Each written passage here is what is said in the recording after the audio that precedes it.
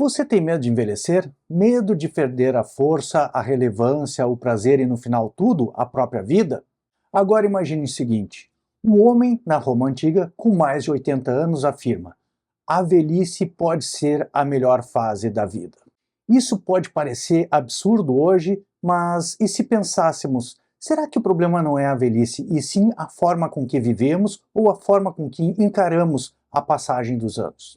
Hoje eu vou te mostrar por que e como Marco Túlio Cícero, em sua obra Sobre Envelhecer, mostra não apenas que a velhice não é decadência, mas pode ser uma das melhores fases da vida. Aliás, não só uma das melhores, mas como o ápice de toda uma vida bem vivida. E no final do vídeo, você pode repensar como você enxerga a própria vida, a própria trajetória e mudar completamente a tua ideia de como você vê a tua própria idade, passagem do tempo e o teu futuro. Eu sou o professor Leandro Cordioli, leciono e pesquisa nas áreas de filosofia do direito e teorias da justiça, e hoje eu vou abordar com vocês essa pequena obra que é um pocketbook de Cícero, onde ele aborda sobre envelhecer. Ele aborda esse texto de uma maneira direta, muito objetiva, que vai te interessar. Então, rapidamente vamos ver quem foi Cícero e como ele aborda essas questões que eu apresentei para vocês. Cícero foi um romano que nasceu em 106 em Arpino.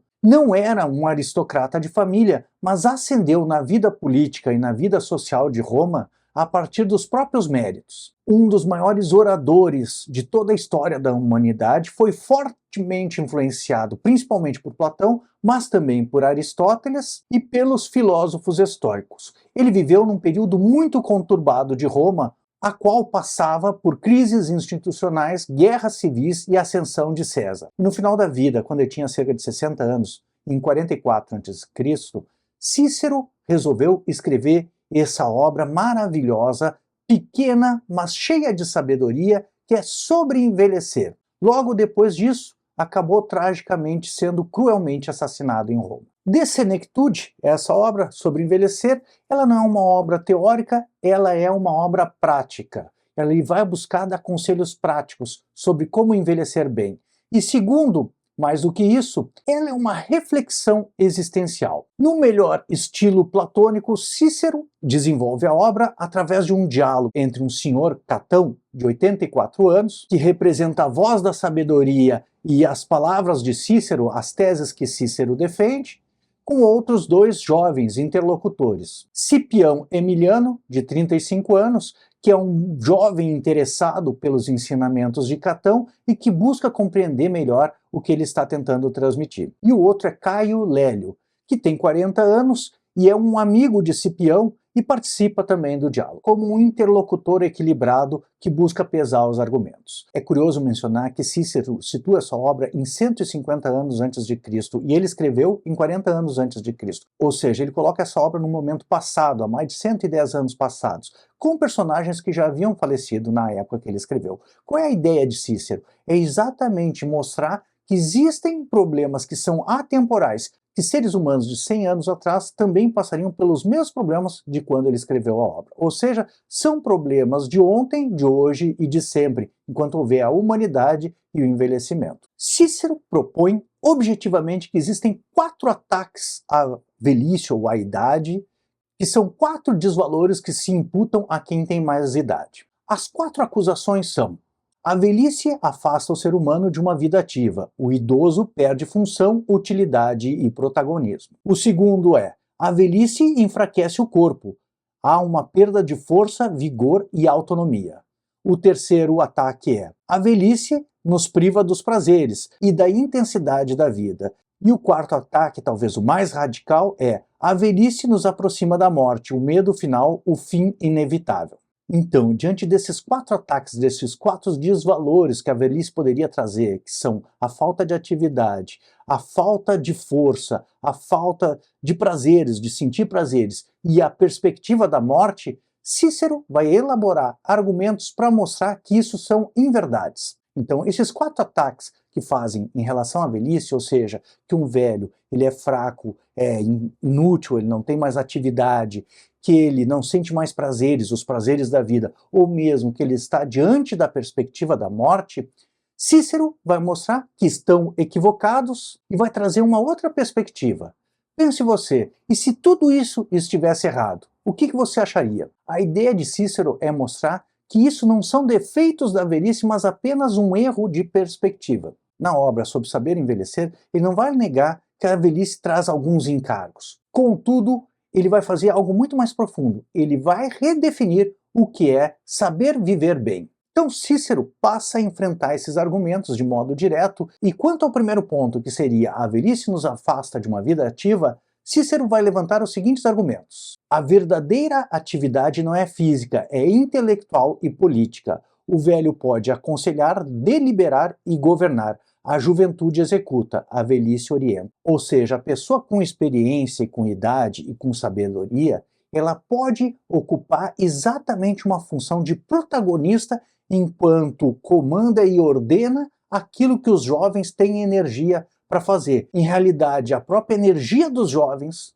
é compensada pela sua falta de prudência, sabedoria e sensatez. Logo, que a idade e a vida bem vivida trouxe a essa pessoa de idade é exatamente a prudência, e não ser uma pessoa incauta que age pelas emoções. Em uma sociedade em que as pessoas de idade ocupam esse lugar de sabedoria, aconselhamento e própria ordenação da sociedade, enquanto os jovens executam com a sua energia, é uma sociedade melhor ordenada e na qual as pessoas estarão em seus lugares apropriados. Os mais velhos ocupando uma posição de respeito, de comando e aconselhamento, e os mais jovens com energia para executar. Aliás, se nós formos pensarmos, o próprio judiciário funciona muito assim, porque existe uma questão de promoção. Por exemplo, se você passa para um concurso de direito, você pode ser promovido de um juiz substituto, tanto por merecimento quanto por tempo de serviço. Isso faz com que cheguem aos tribunais de justiça, aos tribunais regionais, pessoas que têm mais sabedoria e mais idade. A própria Constituição exige idade mínimas para o preenchimento de alguns cargos políticos e mesmo de direito. Logo, esse critério da idade, da maturidade, é um critério que, de certa forma, entra no nosso direito também. Contudo, Cícero é muito mais enfático nesse sentido de que, mesmo uma pessoa com 84 anos de idade, ela tem a capacidade, talvez não de combater uma guerra, mas de mostrar o que é necessário ser feito de maneira apropriada em uma comunidade que possui essa capacidade de aconselhamento e de sabedoria, que pode muito influenciar positivamente os jovens. Enfim, numa sociedade bem ordenada, a juventude executa e os velhos, os mais idosos e experientes, orientam como fazê-lo. O segundo ponto para Cícero é: a velhice enfraquece o corpo? Diz Cícero. Não tem como evitar. Sim, a velhice enfraquece o corpo. Contudo, a vida não depende apenas de força física. Cada idade tem a sua função. E mais, a moderação preserva o corpo e a disciplina compensa a força. Logo, o que pese você perder força física em relação aos mais jovens, a idade vai te trazer mais moderação e a disciplina pode te manter nesse caminho. Logo, muitas vezes, mesmo pessoas mais idosas têm muito mais disposição que os mais jovens, indisciplinados e não moderados. O terceiro ponto que Cícero vai enfrentar é: a velhice nos priva dos prazeres? E aqui é um dos pontos mais profundos, porque Cícero diz: os prazeres sensíveis não são o ápice da vida. Na verdade, eles distraem daquilo que realmente importa. A idade liberta o homem da escravidão dos desejos, da inquietação do corpo e abre espaço para a contemplação, a amizade e a sabedoria.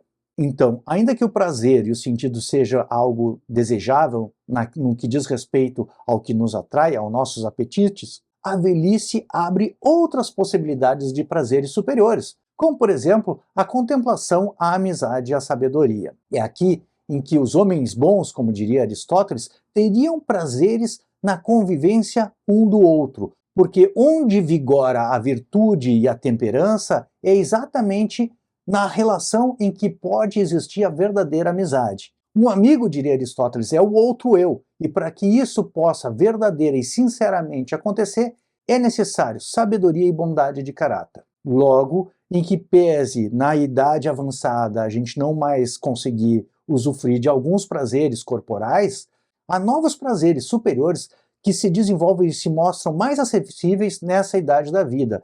Eu, lendo, por exemplo, a obra de Cícero, vi que ele menciona, por exemplo, nessa parte da contemplação, que muitos idosos passam a estudar novas coisas, novas atividades quando chegam na terceira idade. Em vez de entender que devem ficar reclusos, passam a dedicar-se a novas matérias. Eu mesmo tenho muitos seguidores que têm mais idade e se interessam pelo estudo da filosofia, apesar de terem exercido toda a sua vida outra profissão.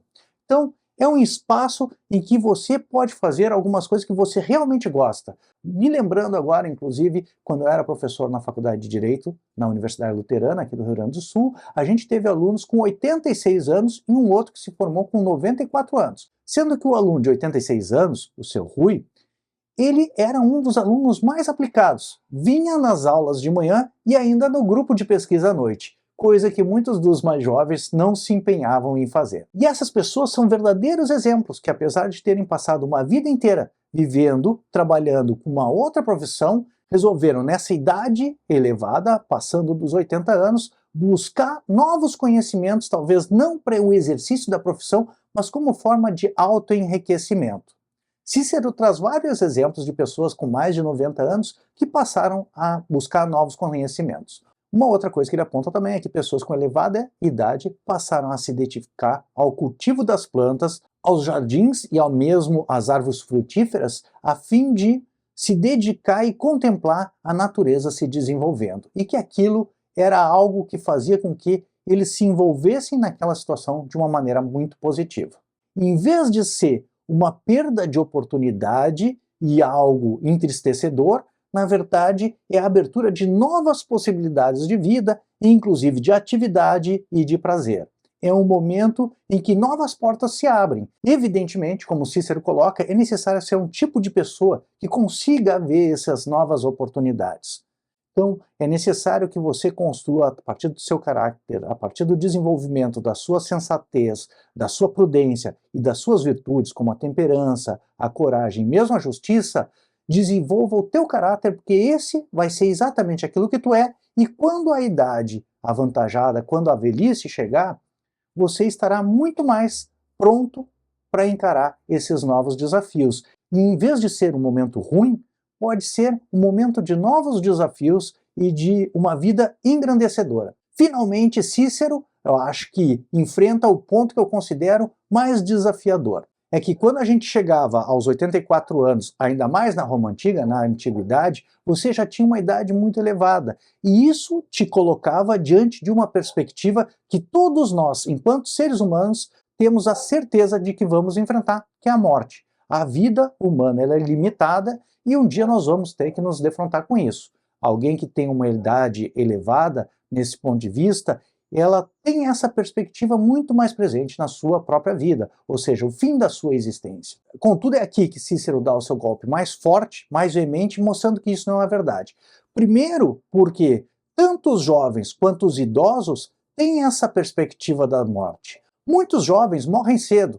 Os idosos, por outro lado, eles têm a condição de terem visto toda a sua vida vivida e de estarem chegando no ápice dela. Ou seja, aqueles jovens que morreram cedo não tiveram essa oportunidade. Segundo, seguindo uma esteira de Platão, a morte ela não é um mal, porque, de um lado, ou ela é o descanso eterno que põe fim a toda a dor, a todo o sofrimento, ou, de outro lado, ela é o recomeço para uma vida eterna. Ou seja, ou você pensa que a morte é o fim de tudo e aí você vai ter um descanso eterno, não vai mais sofrer mais nada. Por outro lado, se você pensa que existe uma outra existência, existe uma vida eterna, uma vida depois da morte, morrer é um simples passo para essa nova existência. Aliás, diz Cícero, e ainda que houvesse aqueles filósofos menores que criticassem esse tipo de ideia de vida eterna, eles mesmos já estariam mortos, então nem eles poderiam sustentar as suas próprias ideias. Aliás, Cícero não diz explicitamente, mas de acordo com os argumentos que ele envolve, o que poderíamos temer seria uma morte precoce. Não uma morte já nessa idade em que realizamos tudo o que gostaríamos de ter realizado. Para fechar esse vídeo, eu gostaria de te convidar para curtir o vídeo, compartilhar com os teus amigos para ajudar a difundir esse trabalho de filosofia e difusão da filosofia aqui do canal do YouTube Leandro Cordioli, e também te inscrever para apoiar o nosso trabalho. Mais uma coisa, vou deixar o link para essa obra aqui na descrição do vídeo e fixado também no primeiro comentário. É altamente recomendável, é um livro baratinho da LPM Pocket, são 2 textos nessa obra e sugiro que você leia. E finalmente te dizer que Cícero não está fazendo apenas uma defesa da terceira idade ou da velhice. Ele está fazendo algo muito mais radical. A qualidade da tua vida na terceira idade e na velhice depende fundamentalmente do tipo de vida física e ética que você leva na tua própria vida na juventude. Se você vive com disciplina, virtude e inteligência, a velhice não é decadência, mas na verdade é o coroamento da tua existência. E por final, uma citação que vem logo no começo da obra de Cícero, contudo eu deixei para esse momento porque eu acho que ela encerra muito da sabedoria da obra. Incitado pelos jovens a dizer o que ele considerava da velhice e de suas dificuldades, ele reconhece que muitos de sua idade passam a vida a reclamar. Contudo, diz Catão, ora, sei de muitos que vivem sua velhice sem jeremiadas, aceitam alegremente estar liberados da carne e são respeitados pelos que os cercam. É, portanto, ao caráter de cada um, e não à velhice propriamente, que devemos imputar todas essas lamentações. Os velhos inteligentes, agradáveis e divertidos suportam facilmente a velhice, ao passo que a acrimônia, o temperamento triste e a rabugice são deploráveis em qualquer idade. E eu gostaria de saber, sinceramente, pense consigo mesmo. Você está construindo uma velhice que vai se admirar ou algo que desde já teme? Um grande abraço, são os votos do professor Leandro Cordioli.